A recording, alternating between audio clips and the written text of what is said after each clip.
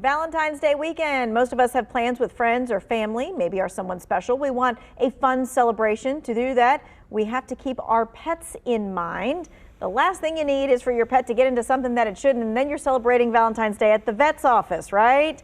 Okay, so to answer your questions for this holiday and beyond, we have Dr. Kelley Gebhardt from Happy Tales Veterinary Emergency Clinic here in Greensboro. For the next half hour, she's answering your questions right as you text them. So this is how you get your question to us. You text us that question, 336-379-5775, and you can text that question anonymously and she'll be able to answer it for you. All right, so first and foremost, whether it's Valentine's Day or Super Bowl party, right? That's a lot of people with a lot of food going on. What do we need to do with our pets before something like that?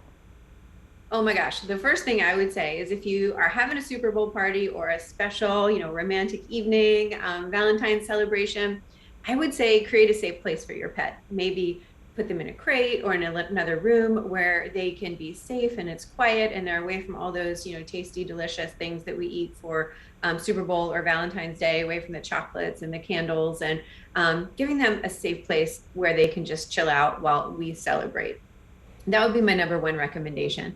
Also, something to consider would be making sure that they have a collar on with up-to-date tags with your contact information. Like if you're having a Super Bowl party and people are coming in and out, the chance of your dog slipping out that door or your cat is there. So making sure that they have up-to-date information on their collar and their microchip information is up to date is really important. In case they get out, they can be reunited with you. I think that's really important. You wouldn't believe the number of dogs and cats, well, dogs mostly, that are brought into our clinic for microchip scans because they got out during a holiday or a family event or a storm. And then we get that microchip information and can reunite them with their owner. So that's one thing that's really important, besides keeping them away from all the tasty good stuff. Yes, okay. All right, and I know something on there too, you had that on that graphic, was take them for like maybe an extra long walk right before everything happens to tire them out some. Never a bad idea, friends. Yeah, that's an awesome idea. Yeah, exactly. I forgot about that point, that tiring them out, whether it's playing ball, taking them for a walk, doing anything to mentally and physically stimulate them to get those wiggles out, get the energy out, and get them ready to rest while you are having a good time, I think it's always a great idea. All right. So what can we give our pets when it comes to Valentine's Day treats? You know, they sell all kinds of heart-shaped everything. Right. So to keep them interested, you could always fill a Kong with tasty treats, a little bit, a smear of peanut butter and some of their favorite biscuits is a great idea. You can put a Kong in the freezer, and that makes a little bit of it. Let's say you fill it with water or chicken broth, and that gives them an extra long kind of distraction. You can give them some heart-shaped chews or dental treats. If they don't destroy toys and potentially eat them, you can give them a little toy to play with. There are puppy popsicles and frosty paws. Those are always a great idea. I like the compressed rawhides that come apart into little bits, that as opposed to like the sheets of rawhide or the big rawhides with knots. And I like to get the ones that are made in the USA for those rawhide products. Those provide some long-acting chew entertainment for them. If you want to dress them up for the holidays, you can get a cute little collar with hearts and little red bows. I think those are really cute. I love the idea of a fresh broom and some bows in the hair. I mean, that's probably more for us than for them, but you can't deny that's cute. You can't deny that's cute. That's so true. Okay.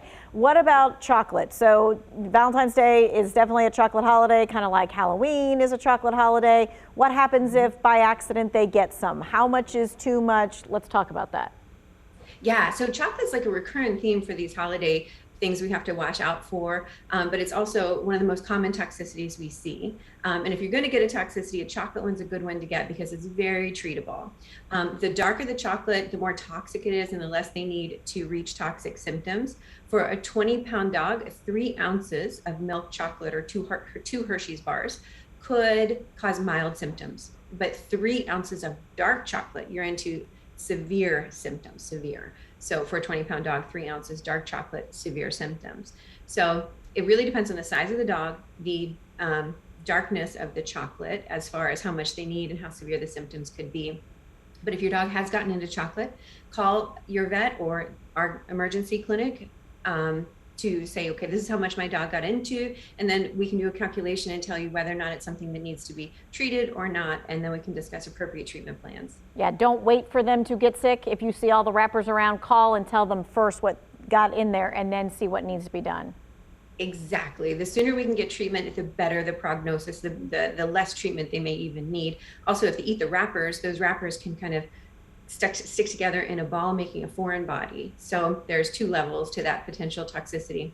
Also, with the chocolate toxicities, about any time over the next week after ingestion of the chocolate, they could be at risk of gastroenteritis or pancreatitis, which is upset stomach and intestinal tract or inflamed pancreas from the high fats and sugars in the chocolate. So you have the immediate toxicity as well as those delayed potential complications from the high fats and sugars. So the sooner you can get them treatment, if we can make them vomit soon after the ingestion, that's less of the chocolate they have to actually metabolize, and then they have less of a risk of those delayed complications like gastroenteritis and pancreatitis.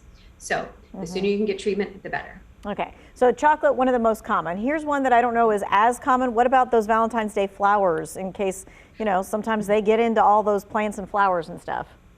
Yeah, there are a lot of flowers that are safe and some that are very toxic. So when you're getting flowers for your loved ones, make sure to ask your florist for pet safe flowers. You want to avoid lilies, tulips, baby's breath. There are a number of ones that can cause mild symptoms of, say, intestinal upset or even oral irritation and drooling, all the way to kidney failure.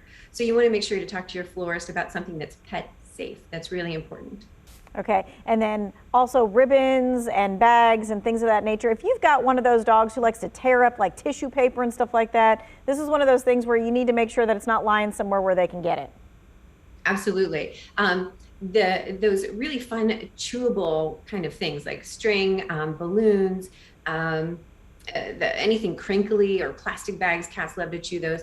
Those can cause, if they eat them, they can eat them into long pieces that can cause foreign bodies, linear foreign bodies. You want to make sure that those things are not available. We had balloons in our house one time, and our cat was trying to chew on the ribbon that was holding the balloons to the weight. And that could have been a linear foreign body if I hadn't caught it right away. So make sure that the ribbons that are on flowers or chocolate boxes or balloons, make sure that those are stashed away in a safe place so your pet doesn't want to chew them. Balloons are also pretty attractive and can cause choking problems. So just make sure that all those things are safely put away. Gotcha. Okay. What we're going to do now is we're going to turn to your text questions. We're going to take a quick break. You can text your question 336-379-5775 already. We've got questions about chicken wing bones and leftovers and peanut butter. We're going to discuss all that when we come back.